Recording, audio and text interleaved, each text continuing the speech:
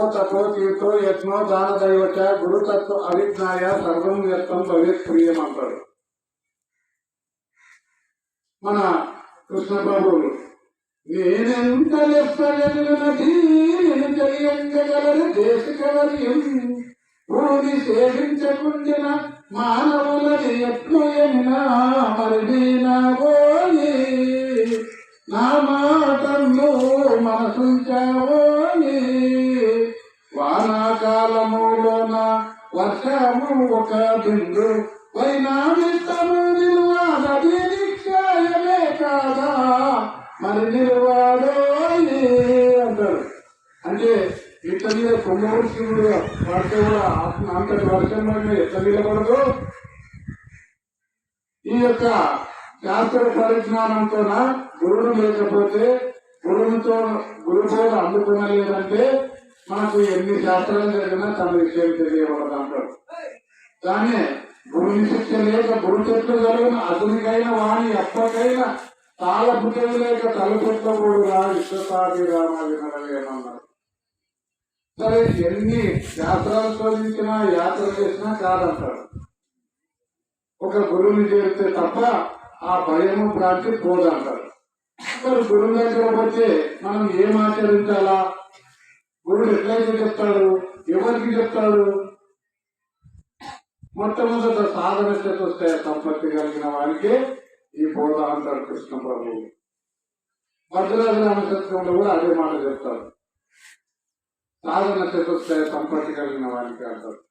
అట్లా సాధన చెప్పాలి సంపత్తిలు కలిగి పరిపూర్ణుడైన సద్గుణుని చేరి ద్వాదశి శాస్త్రాంగ గంధంకులర్పించి తమల నా ప్రాణములు దారపోసే అట్టి శిష్యుని మెచ్చి గట్టిగా గురుమూర్తి త్రివిధ దీక్షలు నర్సు దిగ్గములను అస్తమస్తక సంయోగ మంచితముగా దేశి నిజ కేవలాత్మోపదేశం దేశి నిజ కేవలాత్మోపదేశముతము రమ్య గుణరామ భద్రాద్రిరామ పరశురామ నరసింహదాస సంరక్షితావా.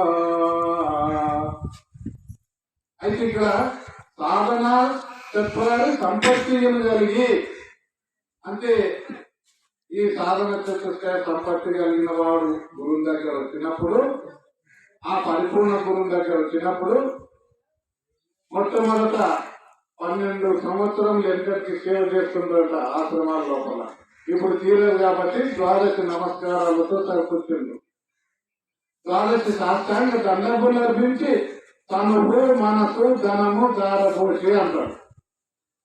అయితే దారపోయిన అయిపోతుందా, నేను ఇప్పుడు చెప్పినప్పుడే అర్పిస్తున్నా.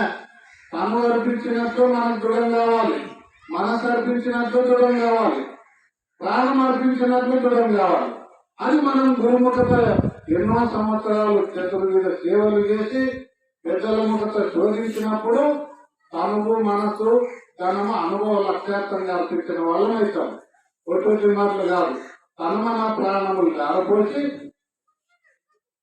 ఇంకా భక్తితో ఆత్మ అంగ భావ స్థాన శుశ్రూషలు చేసి చతుర్విధ శుశ్రూషలు చేసినప్పుడు అంటారు. అట్టి శిష్యుని వచ్చి గట్టిగా గురుమూర్తి త్రివిధ దీక్షలు అంటారు. దుర్దీక్ష, స్పర్శ దీక్ష, మానవ దీక్ష. దీన్ని ఒక్కొక్కదాన్ని తీసుకొని చెప్పాలనుకుంటే సమయం అంతా నాకే అయిపోతుంది. ఏమి పెద్దలు ఉన్నారు, నేను చూచాయి వెళ్ళిపోతా. ఒక్కొక్క దాన్ని తీసుకుంటే మళ్ళా 10-15 నిమిషాలు అవుతుంది, అర్ధ గంట అవుతుంది. అట్లా త్రివిధ దీక్షలు నడుస్తుంది ఏమోగాను. ఆ త్రివిధ దీక్షలు అయినాక అర్థమర్థక సంయోగం వేసి ఈ యొక్క కేవలాత్మ పరిపూర్ణ బోధ చెప్తారంట.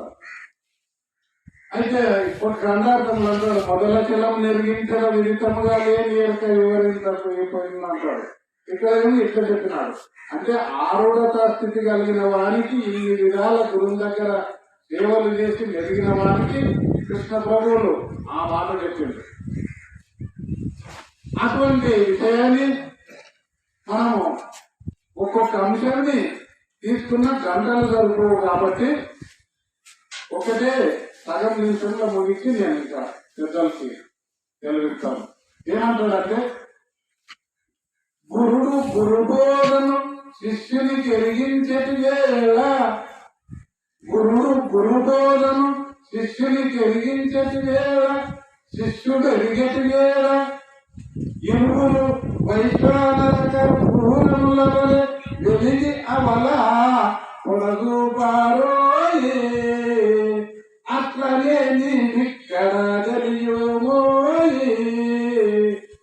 పరిపూర్ణ మెరుకాల ఎరిగి ఆ మీదాత, పరిపూర్ణ మెరుకాల ఎరిగి ఆ మీదాత, ఎరుకాముడిలో చూటే గురుబోధం చెరుకోము పొడగోపారోయి, అట్లనే నీవిక్కడ తెలియమోయి. మరి ఈ విషయము నేను షార్ట్ కట్ ఇస్తున్నా. ఒక్కొక్క దాన్ని అది విడమర్చి చెప్పాలంటే చాలా సమయం పడుతుంది. పెద్దలు ఉన్నారు, వాళ్ళ సందేశాన్ని వినాలని నేను ఇంతటితో ముగిస్తున్నాను. జై సద్గురు ప్రభు మహారాజుకు. మీరు గట్టిగా చేయవచ్చే ఇంకా పెద్దలకు ఉల్లాసం పడుతుంది కాబట్టి జై ఎల్లయ్య ప్రభు మహారాజుకు. ఇప్పుడు మన